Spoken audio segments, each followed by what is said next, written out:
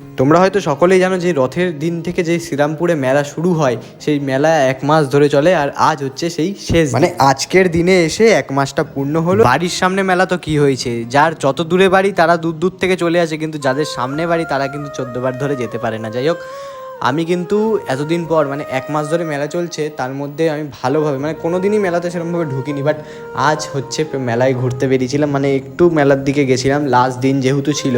তো কি করব, মেলায় ওখানে ঢুকে লাস্ট দিন একটুখানি ঘুরে ঘাড়ে দেখছিলাম, তার মধ্যে একটা দোকান উঠে গেছিল। আর এইগুলো ভাই ইমোশনাল করে দেয়, মানে পুরো ছোটোবেলার কথাটা মনে করিয়ে দেয়।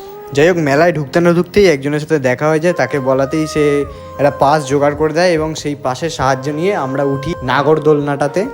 প্রথমে খুশি খুশি উঠে যাই এবং এক্সাইটমেন্ট, আনন্দ চরম লেভেলের কাজ করে এবং আমি উঠে বসেও পড়ি, আনন্দে নাচানাচি করি। যাই হোক, ওই করতে করতে যখন চালানোটা শুরু করলো তখন হলো আসল মজা, যখন উপরের দিকে উঠছে